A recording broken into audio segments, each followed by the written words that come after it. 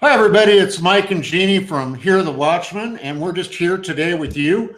We want to come to you this afternoon. We have an exciting guest on our show today for the Watchman's Report, L.A. Marzulli. Now, this is a guy who he's been at this. He's been in the trenches. He has done the real deal. He comes to you bringing you the truth, not mystical stuff. He goes out, he does DNA research, he uncovers the frauds that are out there, and he brings you the truth. L.A. Marzulli, welcome to the show. Hey, great to be here, guys. Let me just add one thing. I try to bring the truth. I mean, always based from a biblical prophetic narrative. We got fooled last fall with the fairy, but we immediately redacted that, and we came out with a free DVD called The Anatomy of a Hoax. So, we do get fooled from time to time, but it's always, we try to bring people what's really going on. And so thank you for that. I appreciate it. Well, it's amazing how, you go out to, you're on the ground floor. You're not just sitting and researching other people's work. You're actually out there looking at the archaeological digs and the skulls and the evidence and then tying it in to Bible prophecy. So it's really unique that you have that whole legitimate perspective. So why don't you tell us a little bit about what you have in the works, LA? What's happening this year for you? Well, basically, I've launched a new series called the Watchman Chronicles, and this is a film series, and it's actually probably 3 or 4 under the subtitle "In Their Own Words." And the first one is on the UFO phenomenon. And that's I'll be speaking in Dallas, by the way, on the new film "In Their Own Words: UFOs Are Real." We've had an incredible amount of people come in and buy pre-sales, and you can go to my website, thewatchmenchronicles.com or lamarzulli.net, and see the special. We're taking it down on Saturday. It's a pre-sale, and you get 2 DVDs and a free book for $24.95. And that deal's coming down on Saturday, and then it goes to $19.95 for the 1 DVD, and then the other one at half price. The reason why we're trying to do this is to get the word out. Something is going on, and in the new film, everybody who comes in on the film, including you guys, both of you have seen something, and you came in on the camera, and you got little cameos in the film where, it's just, you talk about the orbs that you've seen. Mike, you talk about what you've seen, and it didn't make a sound. And what's interesting is we probably got, 25, 30 people that actually come on the record and talk about their encounters, everything from close encounters of the first kind, like Mike saw, to the orbs that you saw, to close encounters of the fourth kind, where people are being taken by the Greys and experimented on, abducted, implants, that whole deal. And we talk about this, and it's a fascinating romp. The movie's about an hour and a half long. It's almost finished. It'll probably go out the door on Monday, and then we're into duplication. So I will have it in my hot little hands in Dallas. Can't wait. And I'll be speaking from it, and the name of the title of it is The Prince of the Power of the Air. The Prince of the Power of the Air, which is, of course, is a title for Satan. That's one of his titles. It's one of his names, the Prince of the Power of the Air. And, of course, this will tie into the UFO phenomena and the ongoing research I've done in this particular field, going on like, I don't know, I've been doing this forever. Since I was 16 years old, I started, I saw one when I was 12. And that changed everything. And then, Eric von Daniken and on up till I'm now 66 years old. So, do the math. I've been doing this for a long, long time. And professionally, really full tilt like this for about the last 10 years. And I love it. I love what the Lord's allowed me to do. The new movie is a departure from our Watchers series. The content is different. Everything is viewed in a biblical prophetic narrative, and it is stated that way. You can show it to the unbeliever, because we really don't get to Jesus to the very last 20 minutes of the film. The film is about an hour and a half long. And the last 20 minutes, but we bring the audience, bit by bit by bit by bit by bit. So when we finally get to what's really going on, people will accept it. We've earned their credit. We've earned our credibility, and we've earned their trust, hopefully. And it's not like a religious film, at the end where some guy's yelling and screaming and thumping a Bible. That's not what it is. What it does do is it talks about the supernatural element of the whole UFO phenomena and how it's inexorably linked to the Darwinian paradigm. Paul McGuire comes in on the record, and it's a startling expose of what he actually discusses and the idea of disclosure. Gary Stearman comes on the record and discusses, the idea of disclosure, soft disclosure, as do other people. I hear your friend in the background. So it's, I'm really proud of the film, and it'll be out in March, and of course we'll have it in Dallas. Yeah, well, that's really exciting, Ellie. I mean, one thing I'll tell you, you are, and that's our you're now, watchdog. yeah, you're now listening to Hear the Watchdog here, but you bring the truth, and when we talked in Las Vegas about the experience that I had, Right. where I witnessed the Phoenix Lights, it was a game changer for me. It really was. I mean, until then, anybody that talked to me about UFOs and aliens, yeah, you're crazy, conspiracy people, and all that stuff. But when I saw those lights come across Phoenix, it changed my life. It was something that wasn't natural. It was not something that was made of man. Right. And exactly. I agree. Yeah, it was an amazing thing. No, so, people ask Jeannie and I all the time, like, why do you guys do this? How did you get into this? What happened in your life? And I heard you on Omega Man, and you talked a lot about, your past, and you and I are about the same age, grew up in about the same era. I was a little bit behind you, but not much. But how did you actually come to do what it is that you do today? Wow. It's sort of step by step. I was involved in the occult. Like I said, I was at Woodstock, and at 13, I left the Catholic Church. I was very much into Eastern mysticism because of what the Beatles brought to the table. Remember, this was 1963, 64. Sergeant Pepper, Maharishi Mahesh Yogi, the influx of Eastern mysticism, the vast influx of occult literature and occult books, the sort of the dumbing down of Christianity and the acceptance of Eastern mysticism, unlike any other time in our history, other than maybe pre-World War II. This huge influx of occult literature. Everything was acceptable except, of course, for Christianity. Now, I'm on the East Coast. While all this is happening, the Jesus movement is on the West Coast. And It doesn't really move over to the East Coast for really over a decade, really. I mean, in some ways, it never really got there. Not like it did on the West Coast. It was a whole different deal. And, thousands and thousands of kids gave their life to Jesus. That basically started the Calvary Chapel movement. Now there's thousands of them worldwide. I cut my teeth at Calvary Chapels. I was immersed in Bible studies constantly. I had never cracked the Bible open. And then when I was 30 years old, I became born again and spirit filled. I was being dragged out of the kingdom of darkness, out of the occult world, which I had basically participated in for 17 years or something. And finally, the Lord began to move me out of that. And that was very traumatic. So for 10 years, it was just Bible study, worship leader. At 40 years old, when I was 10 years in the Lord, that's when he started to open up and connect the two as an apologist, because I've been in both camps. I've had a guru. My third eye was open. I did astral project. I've seen stuff.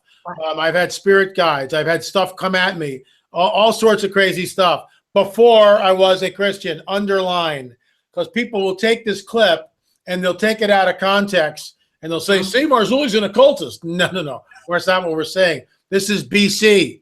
This is who I used to be. And when I became a Christian, all that, went out the window, because all of a sudden I have the truth, and the truth will set you free. And so I enjoy a very unique perspective, having actually done those things, and I wouldn't recommend them to anybody, done those things. I can contrast. I can go up to a new ager who's into Eastern mysticism and can look at them right in the eye and say, so how's that mantra working out for you? You're still the same old slobby word, 5 years ago. All you've done is masked it. And that's all it does. It just meditation, Eastern mysticism.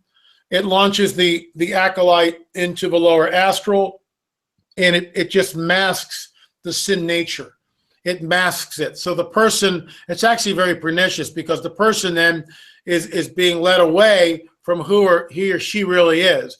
In other words, and this is, a lot of people, oh, this is a bummer message, LA. We're all made in the image and likeness of God. Yeah, I get that. But the heart of man is deceitfully wicked. Who can know it? We are depraved individuals. Just look at the 6 o'clock news. And so the startling revelation of coming across the line to Jesus and accepting him in my heart and being spirit-filled and born again is the Lord began to show me the depth of my own depravity. And that is in complete, utter contrast to what Eastern mysticism shows. Eastern mysticism never addresses sin and the sin nature.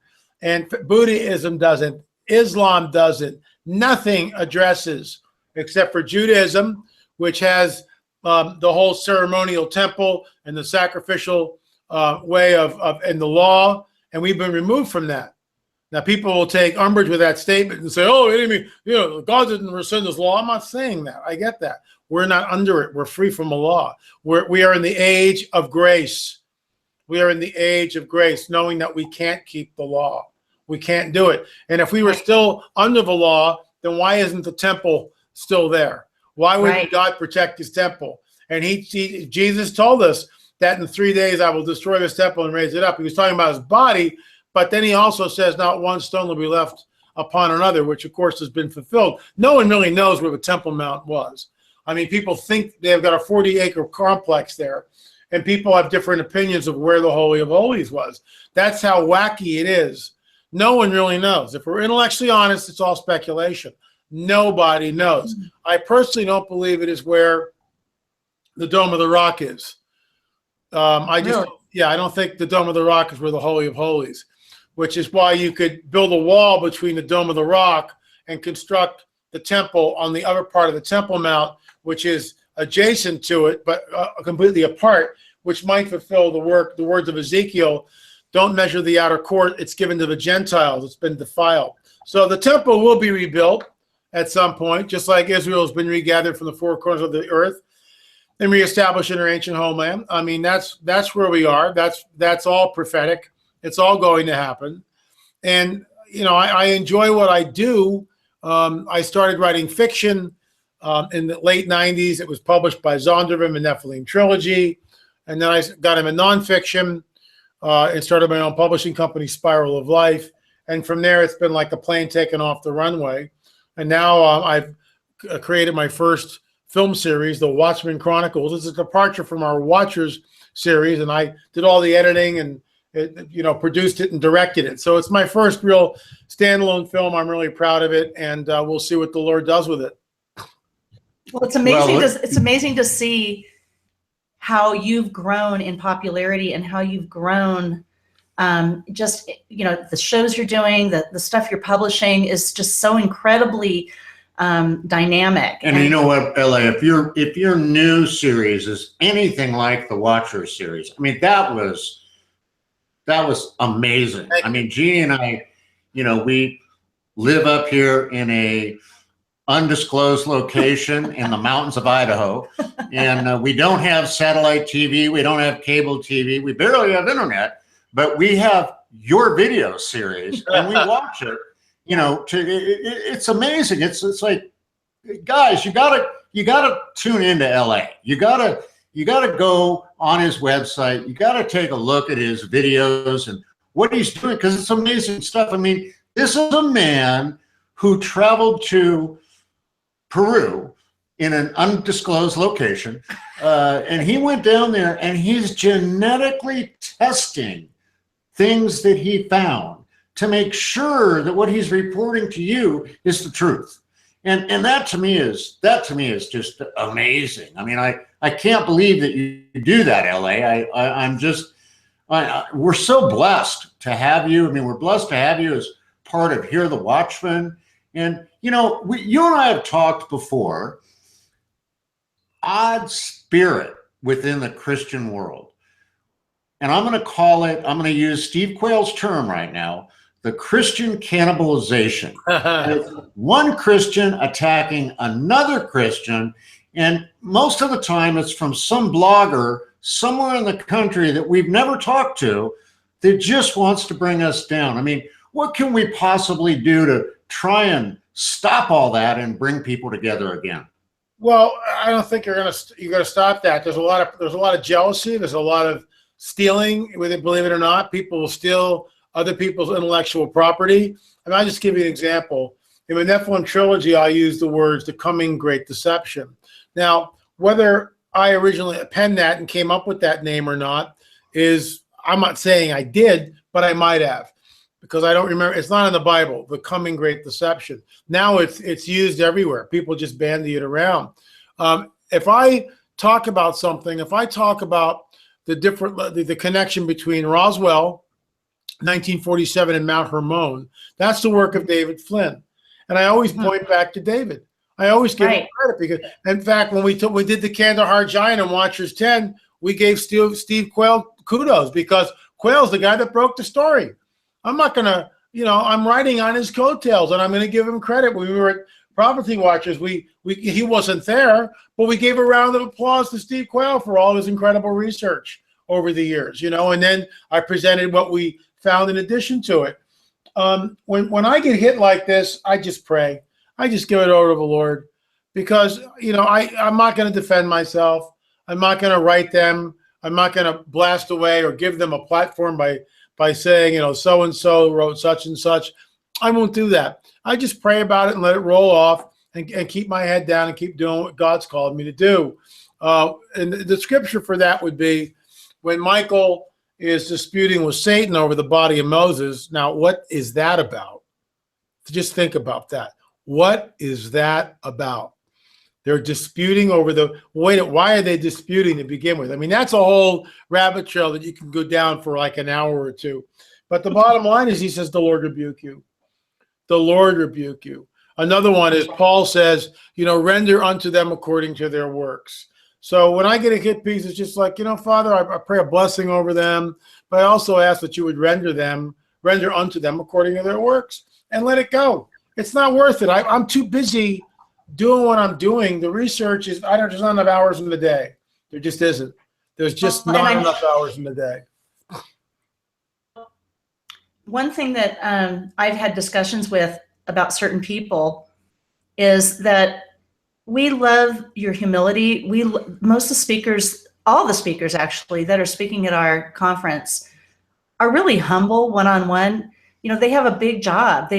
God's appointed them to do some amazing things. And you could get a big head in the earthly realm, but in the spiritual realm, and as far as being a servant of the Lord, the humility is key. And I think that what you said about jealousy is it impacts a lot of people in our, in the Christian remnant community. And we have to, we're supposed to be repentive and humble. That is the key to having a personal relationship with Jesus constantly. And once we, don't you think that once our pride, which is Lucifer's downfall, gets in the way, that it can destroy relationships?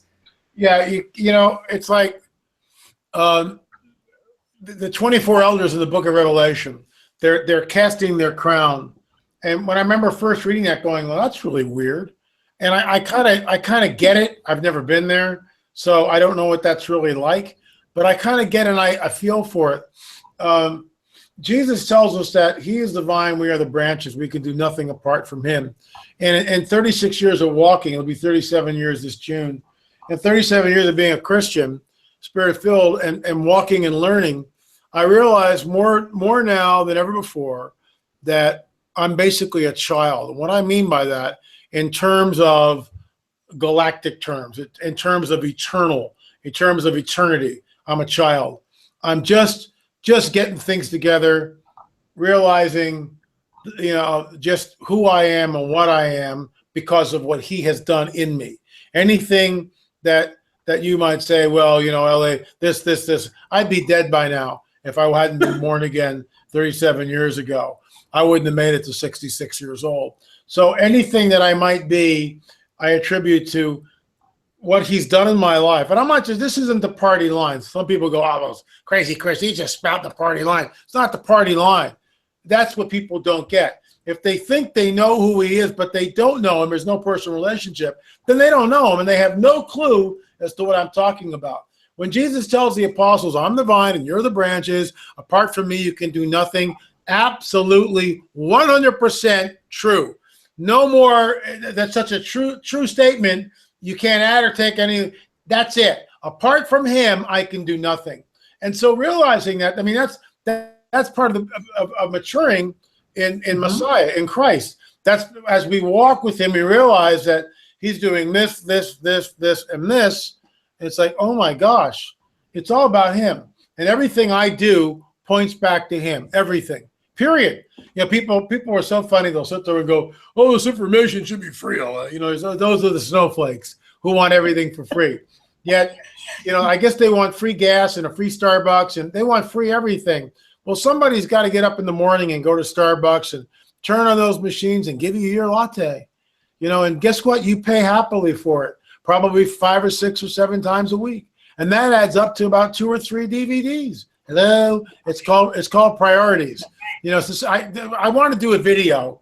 I need a film crew to do it. But, you know, I get in my sports car and I go down Decker Canyon, and, you know, and I'm on Pacific Coast Highway and I'm driving, and I pull into the gas station, and the attendant comes out and goes, hey, LA, how you doing? Here's your free gas. And they get it, right? And they put the gas in the car, and I go, thanks, Bob. I'll see you in a couple of days. And then I get in the car again, and I go, and I'm walking in the Starbucks, and I go, here you go, LA, your free latte. And I thanks a lot, Gene, really appreciate it. Now I got my latte, and I go out, and I go to the market, and I got my shopping cart, you know, and it's like they're checking me out and stuff. That'll be $125, but for you, LA, it's free. I really want to do. And then, of course, I'm going to go to my magic tree in the backyard where I just take my DVDs down. I just go like this. I go, oh, there's one right there, and here's another one. I just got 2 free DVDs from a tree, which I'm going to sell. Because, I mean, that's the mentality of some of these people. I mean, they just... Yeah, think about it. Like, you could have, like, hitchhiked to Mexico, brought your iPhone, used your iPhone as your camera, and you could have done, you know, a really cheesy, low-quality production. And who's going to really take it seriously? Who's really going to get saved from visuals that look like garbage, right? So, like, same with us, when people say, well, the conference should be free. And you know what? We are giving as many free tickets as we possibly can afford to give. If somebody can't afford to come, we want them there. If their heart is yearning to come, we'll give them tickets. Yeah, if you're a veteran, yeah. I mean, this is a big deal. If you're a veteran and you're in need, you need to contact me at Mike Kerr, Kerr 777 @gmail.com. We'll get you there. We'll pay for your ticket. We'll get you to the conference. We want you to be blessed by the Lord. But you know, I was just going to mention that, you know, we do this conference, and you've been to 3 of our conferences now. You're our star. He's a veteran, man. Yeah. He's been to every one we've done. But you know, the expense we go to and the quality that we want to, the broadcast quality, the hotel, so people are comfortable. You know, we take it seriously because, you know, to get people to gather for 3 days, you better treat them right, and you better and think of all the live streamers. And we had 1,200 live streamers for Dallas last year from all over the world. Do we want to give them garbage? You know, yeah. We want to. And if it's garbage, then it's not going to change lives. It's not going to have the effect, and it costs money, right? So all we're trying to do, cover our costs, do what we know God has appointed us to do, just as you're doing God's work. You know, you're not getting rich off DVDs. If people only understood how much it costs, and the time and energy and resources and the crew, and even the production of the DVD itself, and, you know, by the time you get it, and then the shipping, I mean, we know how hard you work. It's incredible. You work your tail off. What you do, LA, and what we do, folks out there, I mean, it is not a profession. It is a It's calling. a calling. It's a calling. What LA does is a calling. I mean, and it takes sacrifice to do it. Yeah, no, it definitely does. And but you know, it's like I get up in the morning and I just can't wait to get in my studio, which is where I am now, to to work on my daily update, work on the show. I mean, it's just, I'm rewriting Politics, Prophecy, and Supernatural, rewriting that book, second edition, because it's, believe it or not, it'll be 10 years old this year. Yeah, 10 years old this year. So, time flies by, and it's just time to to get things done. But look, there's a lot of really cool people. I know Russ Dizdar is going to be there, Paul Gallup, just a whole host of people. Derek Gilbert, he's the first Hear the Watchman. That'll be great. Obviously, John B. Wells, our mutual friend and and comrade at arms. Yeah, just a lot of people are going to be there. It'll be riveting presentations, I'm sure. And folks, it's just come and get informed, get educated, and bring it back to your church, because everybody's going to be we'll have all of our resources there. There'll be books and tapes and DVDs, all sorts of cool stuff to buy. And thank you guys for what you're doing and and creating this event, the whole Hear the Watchman, which obviously isn't going away. It's here to stay, and we need it. We are in tenuous, tumultuous times, and thank God that you guys have been called to this position, and you're calling the Watchmen together to inform the body. And folks, if you can't come to the conference, get the live streaming. I mean, that's the way to go. You can sit back in your own room, not have to go anywhere, eat your own popcorn, and you can watch it for, 30 days or whatever afterwards, and it's the way to go. So it's going to be available on March 1st. Yeah, March 1st on our website. You can go ahead and sign up and buy your ticket, $39. And what we do is we give it to you live, but we also give it to you on demand for 30 days. So you can take your time. You can watch the sessions that you might have missed, and because you had to work or whatever. You bring family over, bring friends over. We want to share the whole thing with you. LA, in closing today, I just want to share with you how amazing God is and how God works. I was on my way home today from the chiropractor, and my phone rang, and I pulled off to the side of the road down by the pond that I slipped on and almost broke my back. And I just sat there for a minute using my phone, and a guy pulled up next to me in a pickup truck and stopped and got out and came up to my window and started asking me about, are there any fish in this pond? And I said, oh yeah, there's great trout in there. I showed him pictures of the trout that I pulled out of there.